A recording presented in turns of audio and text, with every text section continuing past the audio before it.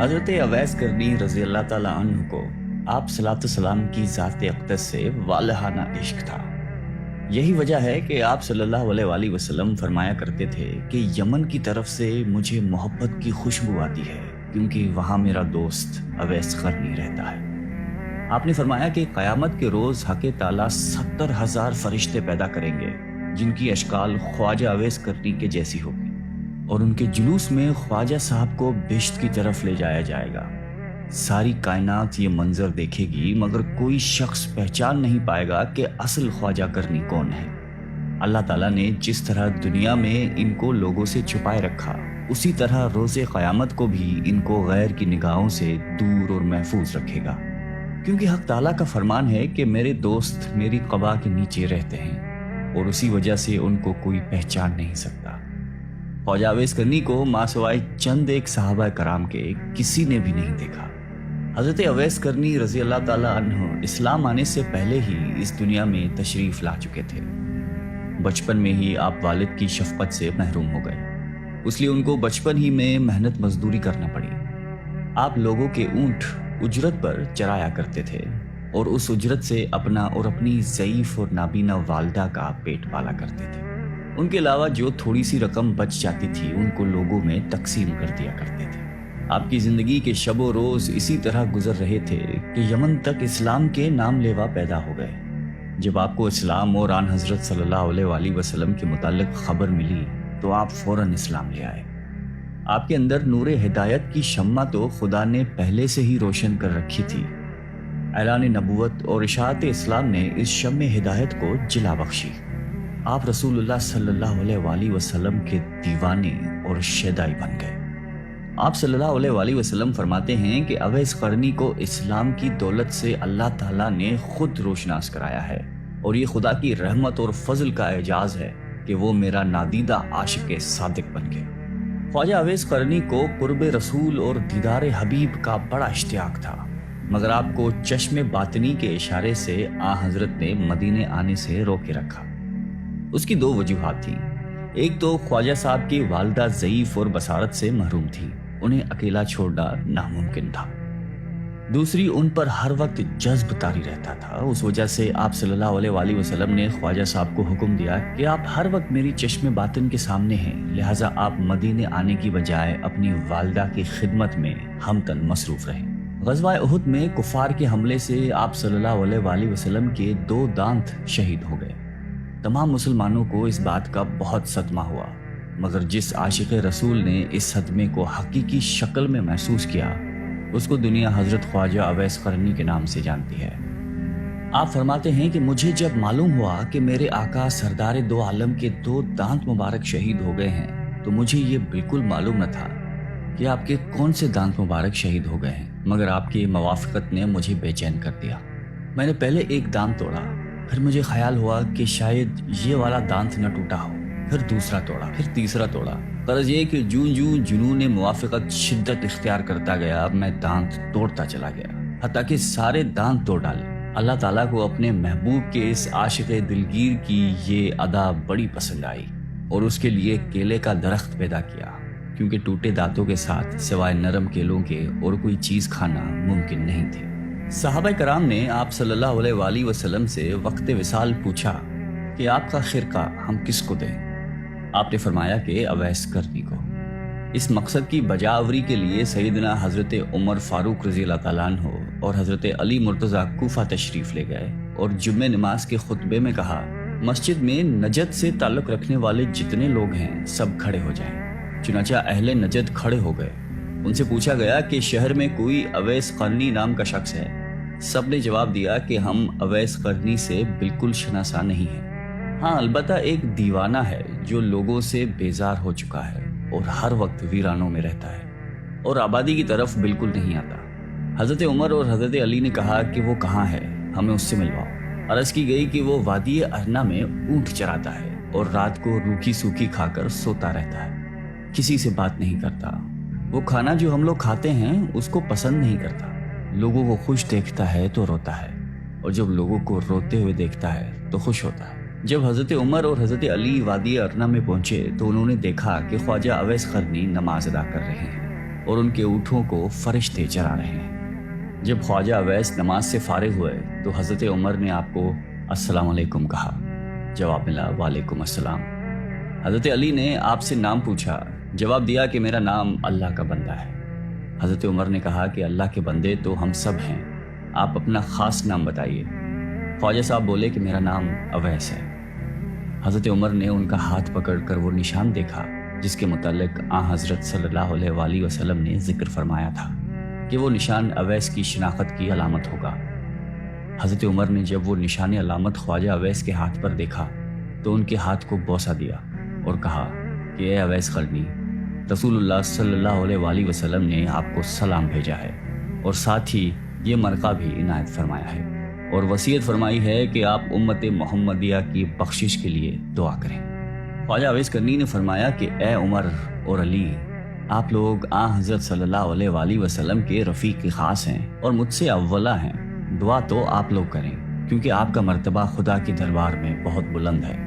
हज़रत उमर और हज़रत अली यकज़बां होकर बोले, हम तो दुआ करते हैं मगर आप बमूजब वसीयत रसूलुल्लाह सल्लल्लाहु अलैहि वसल्लम उम्मत मुसलमा के लिए दुआ फरमाइए।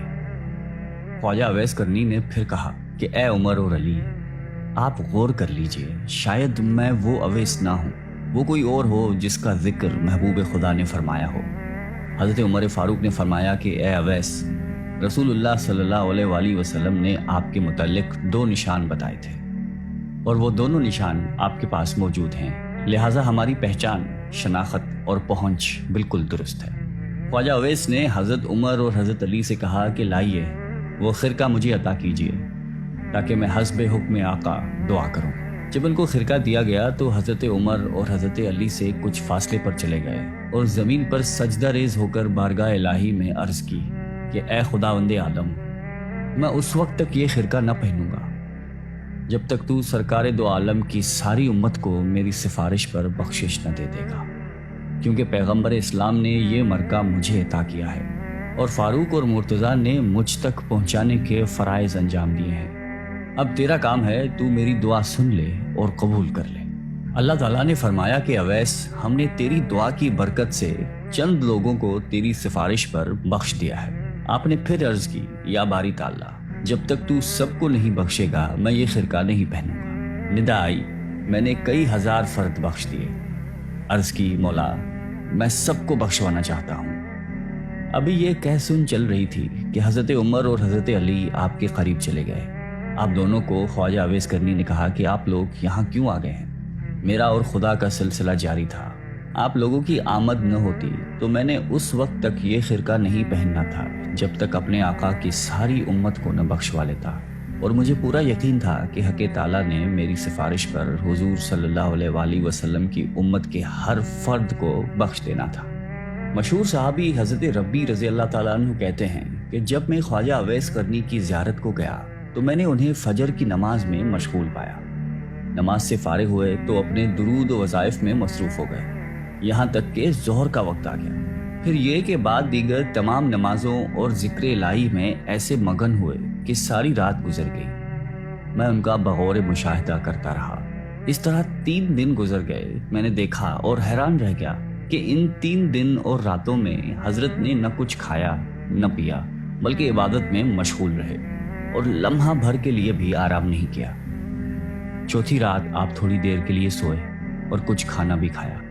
फिर इस्तग़फ़ार करने लगे कि या इलाही, मैं तुझसे पनाह मांगता हूँ, मैं नींद और भूख के गलबे में मुब्तला हो गया। हज़रत रब्बी कहते हैं कि ख्वाजा अवैस करनी ने रातों की तकसीम की हुई थी।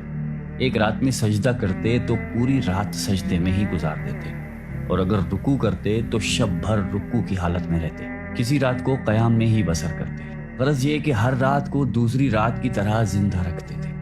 ख्वाजा अवैस करनी रज़ी अल्लाह ताला अन्हु को हज़रत उमर ने पैगाम भेजा कि अगर आपकी इजाज़त हो तो कूफा के गवर्नर को लिखूं कि वो आपका ख़ास ख्याल रखे। ख्वाजा साहब ने जवाब दिया कि मैं खुसूसियत के साथ ज़िंदगी बसर करने के सख्त खिलाफ हूँ। मेरा हाथ हाजत रवा के हाथ में है। मुझे तो बस याद इलाही से गरज है, वो मैं कर रहा हूँ और कोई चीज़ दरकार नहीं।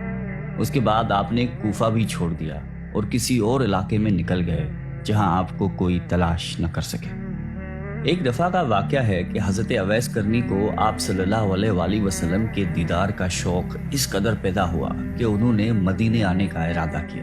اب ادھر انہوں نے ارادہ کیا، ادھر آپ صلی اللہ علیہ وآلہ وسلم کو کسی غزوہ میں شرکت کرنے کے لیے مدینے سے باہر جانا پڑا۔ لیکن آپ صلی اللہ علیہ وسلم نے حضرت عائشہ سے فرمایا کہ میرے جانے کے بعد شاید کوئی مہمان آئے، اگر وہ یہاں آئے تو اس کی خوب خاطر مدارت کی جائے اور ہر طرح سے خیال رکھا جائے، کیونکہ وہ بڑا ہی پارسا انسان ہے، اور میرے آنے تک اس کو روکنے کی کوشش کی جائے۔ اگر وہ نہ رکنا چاہیں تو مجبور نہ کیا جائے، مگر اس کی شکل و صورت یاد رکھی جائے۔ یہ ہدایت دے کر رسالت مآب خود تو غزوہ میں شرکت کے لیے روانہ ہو گئے۔ بعد میں خواجہ اویس کرنی مدینہ تشریف لائے۔ ان کو جب پتا چلا کہ حضور سرور کائنات اس وقت مدینے میں نہیں، تو انہوں نے اسی وقت واپسی کا فیصلہ کیا۔ ان کو روکنے کی بڑی کوشش کی گئی، مگر وہ نہ رکے اور نہ ہی کسی قسم کی خاطر کروائی، بس واپس لوٹ گئے۔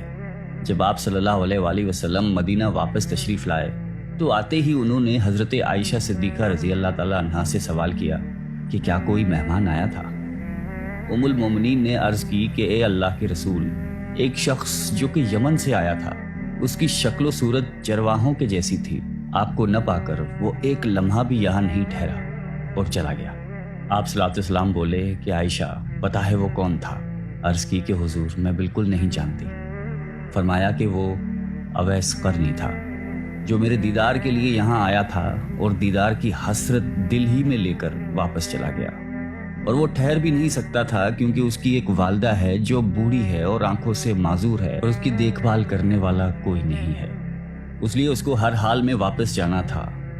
اور یہ وہ شخص ہے جو کہ خدا اور اس کے رسول کا سچا چاہنے والا ہے، جس کو صرف ذکر الہی سے غرض ہے اور وہ کسی چیز سے نہ مرعوب ہے نہ متاثر۔ اویس قرنی میرا عاشق ہے اور اللہ اسے محبت کرتا ہے۔ حضرت عائشہ نے جب یہ باتیں سنی تو اس کو خواجہ اویس قرنی کے مقام پر رشک آنے لگا اور فرمانے لگی کہ اے خدا کے حبیب، وہ شخص واقعی کس قدر عظیم ہوگا جس کے زہد و تقوی اور عبادت و ریاضت کی تعریف خدا اور اس کا محبوب کرے۔ مشہور تابعی حضرت حرم بن حیان رضی اللہ تعالیٰ عنہ کی ایک بار خواجہ اویس قرنی رضی اللہ تعالیٰ عنہ سے ملاقات ہوئی۔ وہ اپنی ملاقات کچھ اس طرح بیان کرتے ہیں۔ خواجہ اویس کرنی کوفہ میں مقیم تھے۔ میں نے آپ کی تعریف سنی، ملاقات کا شوق غالب ہوا اور میں ان کی زیارت کے لیے کوفہ پہنچا۔ لوگوں نے بتایا کہ وہ دریائے فرات پر ملیں گے۔ فرات کے کنارے پر پہنچا تو دیکھا کہ ایک شخص تنہا بیٹھا دوپہر کے وقت وضو کر رہا تھا اور کپڑے دھو رہا تھا۔ میں اویس کرنی کے اوصاف سن چکا تھا، اس لیے فوراً ہی پہچان گیا۔ ان کا جسم فربا اور رنگ گندمی تھا، سر منڈا ہوا تھا اور داڑھی گھنی تھی، بدن پر بہت بال تھے اور چہرہ بہت بڑا اور محیب تھا۔ صوف کا پاجامہ پہنے ہوئے تھے اور صوف ہی کی ایک چادر جسم پر تھی۔ میں نے قریب پہنچ کر سلام کیا۔ انہوں نے جواب دیا اور میری طرف دیکھ کر کہا کہ اللہ تمہیں سلامت رکھے۔ پھر میں نے مصافحے کے لیے ہاتھ بڑھایا، لیکن انہوں نے مصافحہ کرنے سے گریز کیا اور اپنے پہلے الفاظ دہرائے کہ اللہ تمہیں سلامت رکھے۔ مجھے ان کی حالت پر بڑا ترس آیا اور میری آنکھوں سے آنسو بہنے لگے۔ جب میں نے رقت بھرے لہجے میں کہا کہ اویس، خدا تم پر رحمت کرے اور تمہاری مغفرت فرمائے، تو وہ بھی رونے لگے اور مجھ سے مخاطب ہو کر فرمایا کہ حرم بن حیان، خدا تم پر رحم کرے میرے بھائی، تمہارا کیا حال ہے؟ تمہیں میرا نام و پتہ کس نے بتایا؟ میں نے عرض کیا کہ خدا نے۔ مگر اے اویس، یہ تو بتاؤ کہ تمہیں میرا اور میرے باپ کا نام کیسے معلوم ہوا؟ اس سے پہلے نہ میں نے تمہیں دیکھا ہے نہ تم نے مجھے۔ حضرت اویس نے جواب دیا کہ تمہارا نام مجھے اس نے بتایا ہے جس کے علم و خبر سے کوئی چیز باہر نہیں۔ میری روح نے تمہاری روح کی طرف توجہ کی اور میرے روح نے تمہاری روح کو پہچان لیا۔ مومن کی روحیں ایک دوسرے کو پہچان لیتی ہیں۔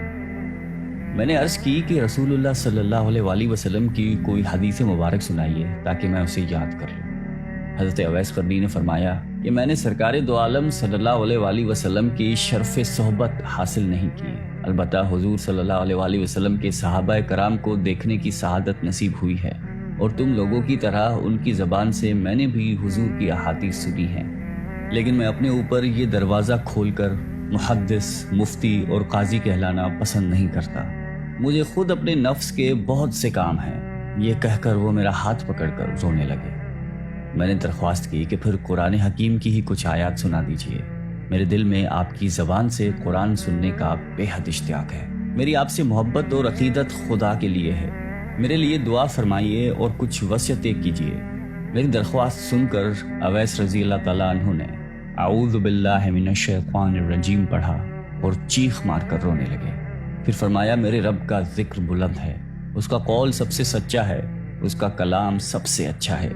یہ کہہ کر انہوں نے ان آیات کی تلاوت کی۔ حامیم والکتاب المبین انا انزلناہ فی لیلۃ مبارکۃ انا کنا منذرین هو العزیز الرحیم تک پڑھ کر چیخ ماری اور بے ہوش ہو گئے۔ ہوش میں آئے تو فرمایا حرم بن حیان تمہارا باپ مر گیا، ان قریب تم کو بھی مرنا ہے، کیا خبر جنت میں جائیں یا دوزخ میں؟